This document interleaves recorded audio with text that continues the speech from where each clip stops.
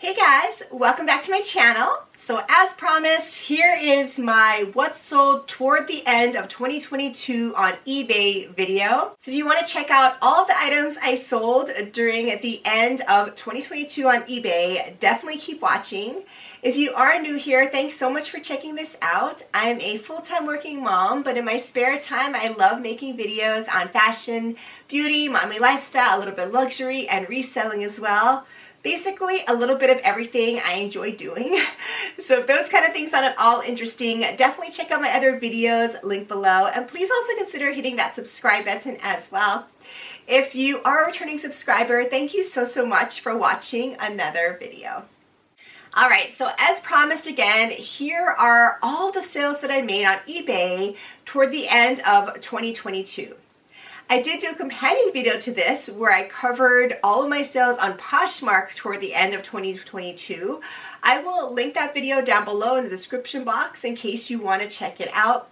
I decided to split up my Poshmark and eBay sales for these videos just so the videos weren't getting too long, but I definitely included my Poshmark information in that previous video, so definitely check it out. But in this video, I'm going to be covering all of my sales on eBay that I made toward the end of 2022, which basically is going to cover 3 full months. As I've talked about so many times recently on this channel, during 2022, I had to rein in my reselling business a bit. What I mean by that is I had to cut back, basically. I was doing a lot of things. My kids are getting older now, and they have more and more activities to do, which is a good thing. My work was ramping up. It was the holiday season, just the hustle and bustle with regard to that. So I literally had no time to devote to my reselling hobby. So I did not list anything for most of 2022, to be totally honest with you guys. But as you see in these videos, I still was able to luckily sell through some of my older inventory. So I'm really happy about that. And I think these videos hopefully are helpful to some of you. Because at least for me, I really like reflecting on every single sale I make because I think you learn something from every single sale. So along with my intention of being fully transparent on this channel in terms of reselling, I'm going to share with you guys every single sale I made during this stretch, the good, the bad, and the ugly. All right, so let's just get started. So as you guys know, I'm definitely not as active on eBay as I am on Poshmark. However, I've been trying to build my eBay store a little bit, and I have a decent amount of sales to share with you guys. I will put up pictures here as I speak about each of these items. All right, so the first one I sold on eBay during this stretch was from Anthropologie. It was from the line Meadow Rue. It was a crochet lace blouse in a size medium. So a pretty basic blouse, but the crochet detail made it a little bit special. It had some extra details. So this one was in a size medium again, which is a pretty standard size. I accepted a best offer of $25, which I honestly thought was an excellent offer on eBay. On eBay, of course, I will be quoting my sales price. It's harder for me to calculate my exact take-home price because the eBay fees are a little bit different than Poshmark, and the shipping charges also have to get weighed in there. In general, I do charge the buyers for shipping, and I estimate about how much that'll be. Sometimes I estimate too high, sometimes too low. What I find, as I've talked about in my previous videos, is that it really depends where your customer lives. So if you have a very small item you're shipping out, but they live across the country, it's going to cost more than a heavier item that ships within your state.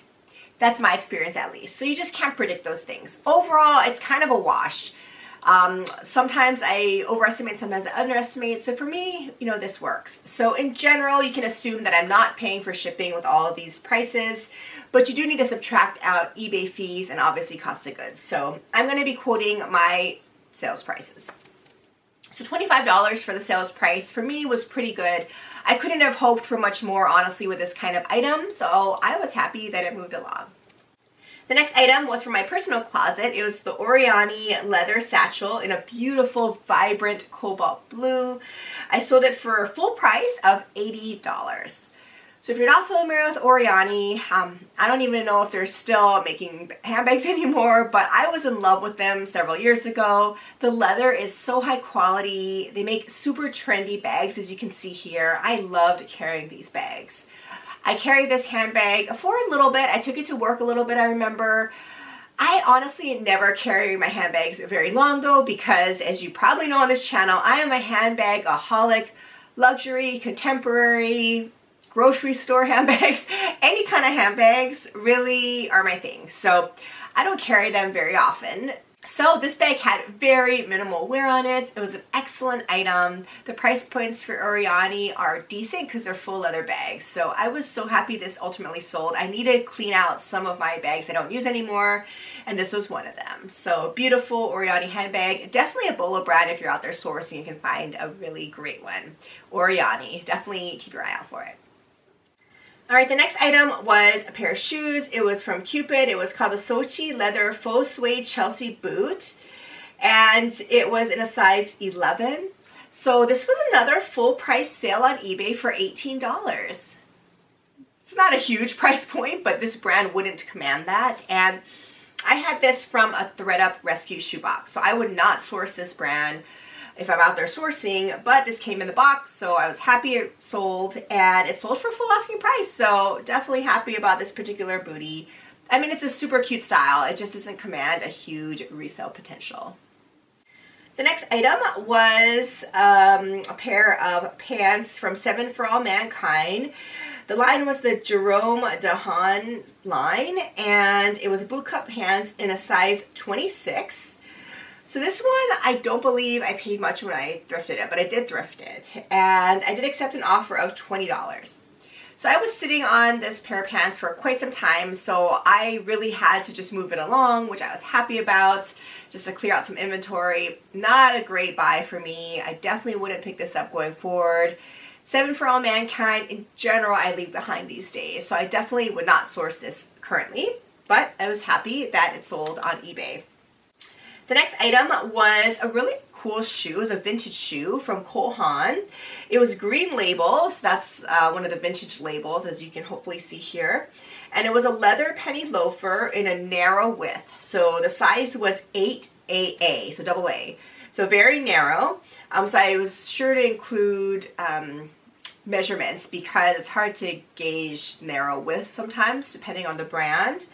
But I did sell this for a best offer of $30. This is an item that I also got another ThredUp shoe rescue box. I would not source this currently if I was finding this out thrifting, but I was happy to resell it because I could do a little bit of research about Cole Haan, and it kind of forced me to do so. So this vintage style was pretty cute in my opinion, really versatile. I could go with a lot of outfits, and the quality of some of these vintage items you just cannot beat.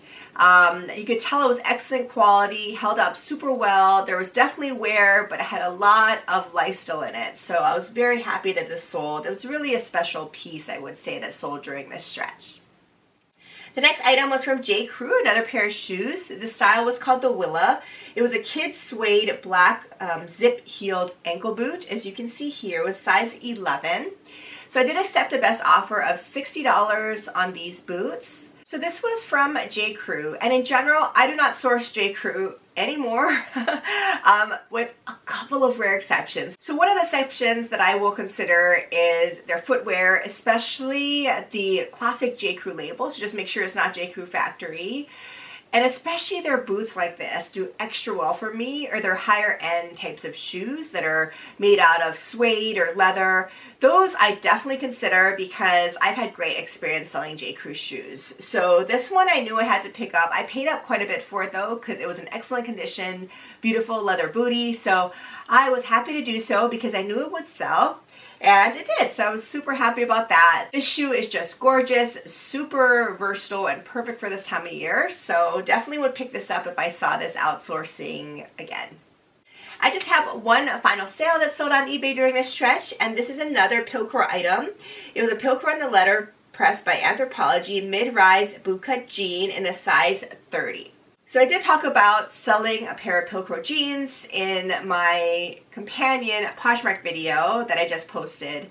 And in that video, I did sell a pair of Pilcro jeans for, I believe, $20 some. So I talked about how that item I would not source currently. It was the older style, I could tell by the label, and the style just wasn't super trendy. So I would not source that line of jeans currently, But this particular jean, again, it's from Pilcrow, but I knew it was a newer style because if it says Pilcrow in the letterpress, but underneath that line on the label, it says by Anthropologie, you know that it's a newer label, so that's one plus. Plus, I really love this bootcut style. I think that's trending now still, so that was another nice feature. And it was a size 30, which is a very sellable size. So for all these reasons, this one performed a whole lot better than the last one. That just goes to show how looking at these extra features are important, and you can't just look at the brand. So this one sold for a full price of $45. So almost double, not quite, but almost double what I sold the other one for. So there you go. $45 full price on eBay for this particular pair of jeans. Super happy about that. I would definitely consider sourcing this particular jean if I found it again out thrifting. Alright guys, so there you have it. Those were all the sales I made on eBay toward the end of 2022. As I talked about at the beginning of this video, I have started to try to resurrect or bring back my reselling business for 2023. That's one of my resolutions. I have started listing a few items so far already this year, so I'm super excited to take you guys along and let you know if that increases my sales at all. I will keep you posted. Again, full transparency, I will let you guys know every single sale that I make going forward and my thoughts about them, tips and tricks I pick up along the way. As usual, comment down below. Let me know what's selling for you, what's working for you, what are your reselling goals for 2023. I love interacting with you guys. I love this community, so your comments mean so much to me. Thank you so much for watching this video. I hope your year has gotten off to an amazing start, and I'll see you again in my next one. Bye.